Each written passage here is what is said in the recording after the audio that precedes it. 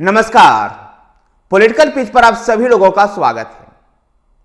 क्या अमेठी से नेहरू गांधी परिवार का वास्तव खत्म हो चुका है? क्या अमेठी में राहुल गांधी चुनाव लड़ेंगे? ऐसे कई कयास सियासी बाजारों में घूम रहा था और ऐसी उम्मीद थी कि राहुल गांधी की भारत जोड़ो न्याय यात्रा उत्तर प्रदेश के जब अमेठी और रायबरेली में पहुंचेगी तो संभवतः राहुल गांधी अमेठी से सीधे घोषणा चुनाव लड़ने की कर सकते, लेकिन ऐसा करने से वो बचते रहे। अमेठी में होने के बाद भी, अमेठी के लोगों को संबोधित करने के बाद भी वो सीधे तौर पर अमेठी से चुनाव लड़ने से की घोषणा करने से बचते रहे।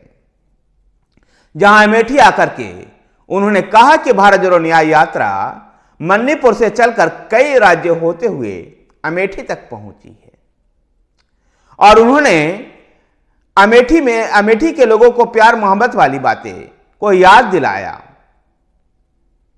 लेकिन चुनाव लड़ने की सीधी घोषणा नहीं की। अमेठी से नेहरू गांधी परिवार के जो प्यार मोहब्बत का रिश्ता रहा है उसको भी उन्होंने बताने का प्रयास किया। साथ ही प्रदेश के सरकार को भी उन्होंने घेरा कि किस प्रकार से उत्तर प्रदेश में योगी आदित्यनाथ की सरकार में लगातार पेपर लीक हो रहे हैं, जिससे युवाओं का भविष्य खराब हो रहा है। राहुल गांधी ने केंद्र की सरकार पर घिसे पीटे तरीके से वो आरोप भी लगाया कि जिसमें वो लगातार कहते हैं कि केंद्र की सरकार चंद पूंजीपतियों के लिए काम करती है। साथ ही उन्होंने अमित शाह के बेटे जय शाह को बीसीसीआई में होने को लेकर के भी सवाल उठाया।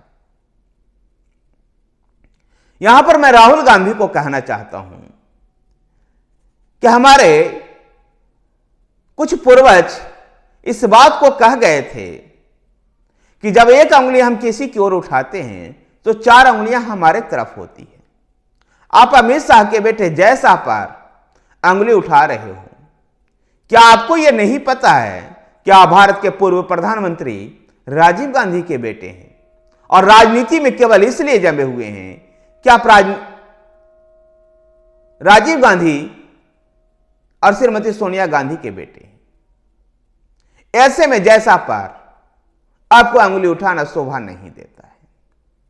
राहुल गांधी अमेठी में होने के बाद भी अमेठी से चुनाव लड़ने की सीधी घोषणा नहीं की।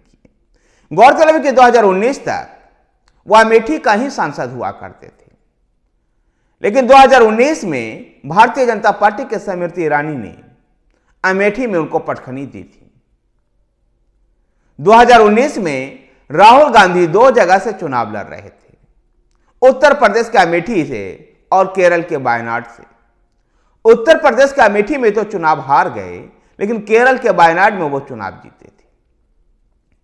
जब अमेठी में राहुल गांधी भारत जोड़ो न्याय यात्रा के तहत अमेठी में उपस्थित थे, ठीक उसी समय स्मृति ईरानी भी अमेठी में ही थी।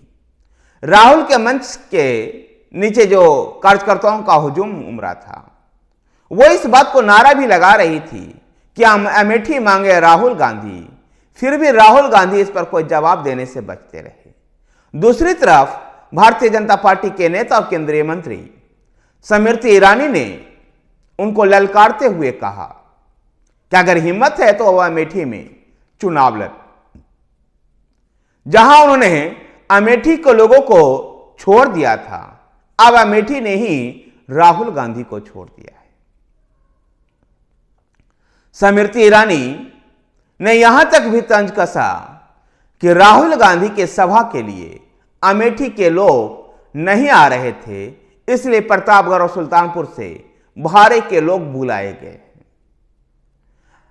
स्मृति ईरानी ने राहुल गांधी के उस वक्तव्य का उन्होंने याद दिलाया और अमेठी वासियों को बताया कि किस प्रकार वो केरल में जाकर के, वायनाड में जाकर के उत्तर भारत के लोगों को राजनीतिक समझ ना होने का चर्चा करते हैं और इस अमेठी वासी अपमानित महसूस करता है। स्मृति ईरानी ने भी राहुल गांधी को खूब खरी खोटी सुनाई। गौरतलब है कि 2014 ईस्वी में भी, 2014 के लोकसभा चुनाव में भी राहुल गांधी के खिलाफ स्मृति ईरानी ही चुनाव लड़ रही थी, लेकिन उस समय स्मृति ईरानी चुनाव हार गई थी। लेकिन 2014 में चुनाव हारने के बाद भी स्मृति ईरानी ने अमेठी का रुख लगातार किए रहा और अमेठी लगातार आती जाती रही। 2019 में फिर से वो राहुल गांधी के खिलाफ चुनाव मैदान में उतरी और 2019 में वो चुनाव जीतने में सफल हुई। स्मृति ईरानी संसद में भी कई बार राहुल गांधी को घेरती रही है। राजनीति संसद में भी राहुल गांधी और स्मृति ईरानी के बीच जो तनातनी है वो कई बार दिखाई दिया है। और इस बार फिर जब भारत जोड़ो न्याय यात्रा लेकर के राहुल गांधी अमेठी में थे, तो अमेठी की ही धरती से ही स्मृति ईरानी ने उनको फिर से ललकारा है। देखना दिलचस्प होगा क्या 2014 और 2019 की तरह फिर से राहुल गांधी और स्मृति ईरानी के बीच में क्या अमेठी का एक रोचक मुकाबला फिर से दिखाई देता है, या राहुल गांधी अमेठी से कन्नी काट लेंगे। इस बीच कांग्रेस के राष्ट्रीय अध्यक्ष मल्लिकार्जुन खड़गे ने ऐसा संकेत दिया है कि अमेठी से राहुल गांधी चुनाव लड़ेंगे। अब देखना दिलचस्प होगा कि क्या अमेठी में राहुल गांधी चुनाव लड़ते हैं या नहीं। क्या भारतीय जनता पार्टी स्मृति ईरानी को टिकट देती है या नहीं। लेकिन अमेठी से और यहां तक रायबरेली से भी अब नेहरू गांधी परिवार को अब उस तरह से भ्रष्ट नहीं रह गया, उस तरह से एक राजनीतिक प्रभावशीलता नहीं रह गई जितनी कि पहले हुआ करती थी। जहां अमेठी में स्मृति ईरानी ने राहुल गांधी को 2019 में ही मात दे दी, तो रायबरेली भी इस बार श्रीमती सोनिया गांधी ने छोड़ दिया है। और अपने बढ़ती उम्र का हवाला देकर के, बढ़ती हुई उम्र गिरती हुई स्वास्थ्य का हवाला देकर के वो संसद के ऊपरी सदन राज्यसभा में राजस्थान से पहुंच चुकी है। रायबरेली से भी नेहरू गांधी परिवार की चौथी पीढ़ी का एक और बारिश प्रियंका गांधी चुनाव लड़ते हुए दिखाई दे सकती है। देखना दिलचस्प होगा कि क्या नेहरू गांधी परिवार उत्तर प्रदेश में अपने इस गढ़ को बचा पाती है।